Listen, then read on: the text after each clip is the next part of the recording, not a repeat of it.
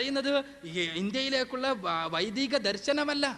മനുസ്മൃതിക്ക് അതിൻ്റെതായ ഒരു പുരുഷാധിപത്യ സ്വഭാവമുണ്ടെന്ന് അംഗീകരിച്ചാൽ, അത് അക്കാലഘട്ടത്തിലെ മനുഷ്യരുടെ സൃഷ്ടിയാണ് എന്ന് അംഗീകരിച്ചാൽ പ്രശ്നം കഴിഞ്ഞു. അതിന് നമ്മളെന്തിനാ ഇന്ത്യയിലേക്ക് വന്ന വിശുദ്ധ പുരുഷന്മാരെ പ്രതിക്കൂട്ടിൽ കയറ്റുന്നത്? അവരെ ക്രൂശിക്കേണ്ട കാര്യമില്ല മനുസ്മൃതിക്ക് വേണ്ടി. മനുസ്മൃതിക്ക് അതിൻ്റെ ഒരു സാമൂഹ്യ സാഹചര്യമുണ്ട്. അത് സൃഷ്ടിച്ച ഒരു പുരുഷാധിപത്യ വ്യവസ്ഥിതിയുണ്ട്.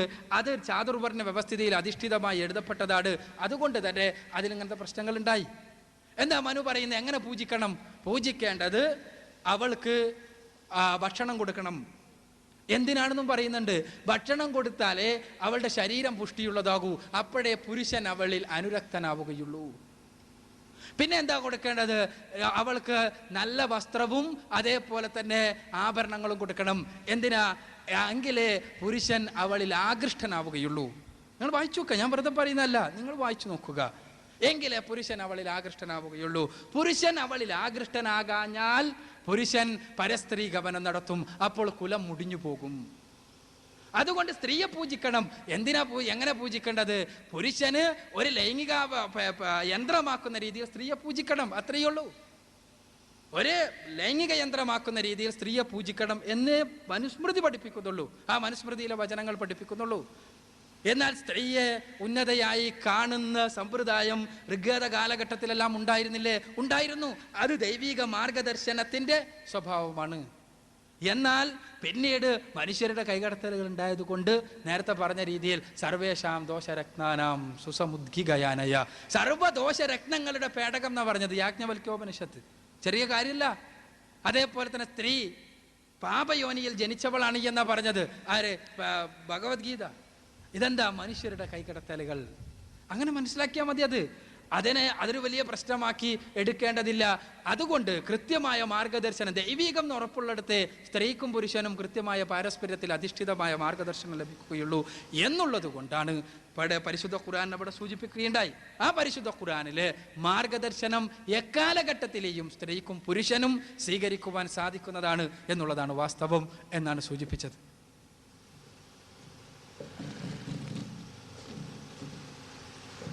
സഹോദരൻ പറഞ്ഞൊരു കാര്യം, മനുസ്മൃതിയിലെ 9-ാം അധ്യായത്തിലെ 3-ാം ശ്ലോകത്തിൽ പിതാ രക്ഷതി കൗമാരെ ഭർത്താ രക്ഷതി യൗവനെ രക്ഷന്തി സ്ഥവിര പുത്ര ന സ്ത്രീ സ്വാതന്ത്ര്യമർഹതി. കൗമാരത്തിൽ പിതാവും യൗവനത്തിൽ ഭർത്താവും വാർദ്ധക്യത്തിൽ പുത്രനുമാണ് സ്ത്രീയെ നോക്കേണ്ടത്. സ്ത്രീകൾ ഒരു കാലത്തും സ്വാതന്ത്ര്യം അർഹിക്കുന്നില്ല എന്നതാണ് ഈ 9-ാം അധ്യായത്തിലെ 3-ാം ശ്ലോകം കൊണ്ട് ഉദ്ദേശിക്കുന്നത്. അതിന് ചോദ്യകർത്താവ് നൽകിയൊരു നിർവചനം പലരും നൽകാറുണ്ട്. സ്ത്രീകൾ സംരക്ഷിക്കപ്പെടണമെന്നതാണ്. എന്നാൽ ഈ മനുസ്മൃതിയിലെ 9-ാം അധ്യായത്തിലെ 2-ാം ശ്ലോകവും ഞാൻ വായിച്ചു. അസ്വതന്ത്ര്യ സ്ത്രീയ കാര്യ പുരുഷൈർ സ്വൈർ ദിവാനിഷം വിഷയേഷു ച സജ്ജന്ത്യ സംസ്ഥാപ്യ ആത്മനോവശേ. രൂപരസാദി വിഷയങ്ങളിൽ ആസക്തികളാണ് സ്ത്രീകൾ. അതുകൊണ്ട് പുരുഷന്മാർ രാവും പകലും അവരുടെ അധീനതയിൽ നിർത്തണം. ഒരിക്കലും സ്വാതന്ത്ര്യം അർഹിക്കുന്നില്ല എന്നതാണ്. നേരത്തെ ചോദ്യകർത്താവ്, അതായത് അക്ബർ ഇവിടെ മറുപടി നൽകിയപ്പോൾ സ്ത്രീകൾക്ക് സ്വാതന്ത്ര്യമില്ല എന്ന്, അല്ലെങ്കിൽ സ്ത്രീകളെ വളരെ താഴ്ന്നാണ് ഹൈന്ദവ സ്മൃതികൾ കാണുന്നതെന്ന് പറഞ്ഞതുകൊണ്ടാണ് അത്തരത്തിലൊരു മറുപടി നൽകിയത്. ചോദ്യത്തിന് ഉത്തരമായിട്ടാണ്. ഏതെങ്കിലും സഹോദരൻ്റെ മനസ്സിന് വേദനയുണ്ടാക്കിയിട്ടുണ്ടെങ്കിൽ ഒരിക്കലും വേദനിപ്പിക്കുവാൻ പറയുന്നതല്ല. ഈ സംഘടിപ്പിച്ചിട്ടുള്ള സംഘാടകരോടും എനിക്കൊന്ന് പറയുവാനുണ്ട്. ഇത്തരത്തിലൊരു വേദി ഇതുപോലൊരു ക്യാമ്പസിൽ ഒരുക്കുവാനും ഇത്രമാത്രം സഹിഷ്ണുതയോടുകൂടി ഇതര മതങ്ങളിൽപ്പെട്ട വിദ്യാർത്ഥികൾ ഇരിക്കുവാനും കേൾക്കുവാനും സാധിച്ചത് ഈ ക്യാമ്പസിൻ്റെ അഭിമാനമാണ്. അതുകൊണ്ട് നിങ്ങൾ തന്നെ മുൻകൈ എടുത്ത് ഒരു ഹൈന്ദവ സന്യാസിയെ ഒരു പണ്ഡിതനെയോ അതുപോലെ തന്നെ ക്രൈസ്തവ വിഭാഗത്തിലെ ഒരു പള്ളി വികാരിയെയോ വിളിച്ച് അവരുടെ മതങ്ങളെ സംബന്ധിച്ച് ഇതുപോലൊരു ചോദ്യോത്തര സെഷനിലൂടെ സംഘടിപ്പിക്കുവാൻ നിങ്ങൾ തന്നെ മുൻകൈ എടുക്കണമെന്ന് ഞാൻ അഭ്യർത്ഥിക്കുന്നു.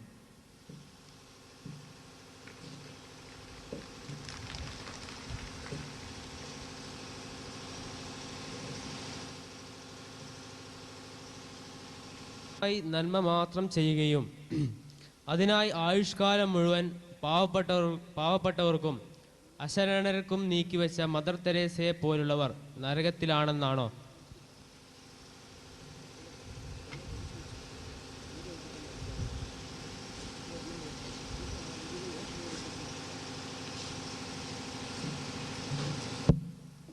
സുഹൃത്തിൻ്റെ ചോദ്യം ആത്മാർത്ഥമായി അശരണരെ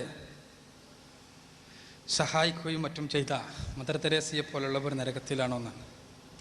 ദൈവം തമ്പുരാൻ ആരെയും നരകത്തിലും സ്വർഗത്തിലും ആക്കാനുള്ള അധികാരം എനിക്ക് തരാത്തതുകൊണ്ട് ഇന്ന വ്യക്തി നരകത്തിലാണെന്നോ സ്വർഗത്തിലാണെന്നോ പറയാൻ എനിക്ക് നിർവാഹമില്ല.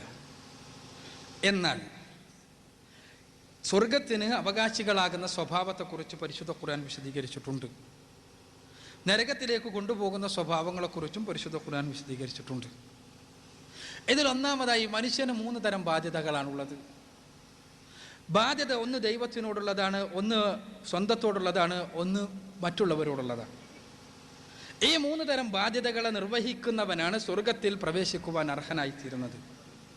അതിൽ ഒന്നാമത്തെ ബാധ്യതയായ ദൈവത്തിനുള്ള ബാധ്യത അവനെ പൂർണ്ണമായി അറിയുകയും ദൈവിക സ്രോതസ്സുകളിൽ നിന്ന് അവനെ മനസ്സിലാക്കുകയും അതിൻ്റെ അടിസ്ഥാനത്തിൽ അവനെ അറിയുകയും അവനെ മാത്രം ആരാധിക്കുകയും ചെയ്യുക എന്നുള്ളതാണ് ദൈവത്തോടുള്ള ബാധ്യത. പടച്ച തമ്പുരാനോട്, നമ്മളെ സൃഷ്ടിച്ച് പരിപാലിക്കുന്ന പടച്ച തമ്പുരാനോടുള്ള ബാധ്യത.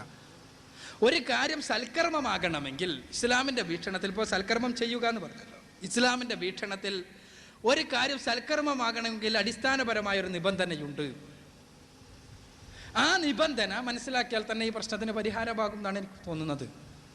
എന്താ, ഒരേ കർമ്മം തന്നെ ഒരേ സമയം സൽക്കർമ്മവും ദുഷ്കർമ്മവുമാകാന്ന ഇസ്ലാമിക വീക്ഷണം. ഒരു പാവപ്പെട്ട മനുഷ്യൻ വന്നിട്ട് അയാളുടെ പ്രയാസങ്ങൾ പറയുന്നു. ഈ സമയത്ത് അയാൾ ഒരു നല്ല സംഭാവന അയാൾക്ക് കൊടുക്കുന്നു, ഈ പാവപ്പെട്ട മനുഷ്യന്.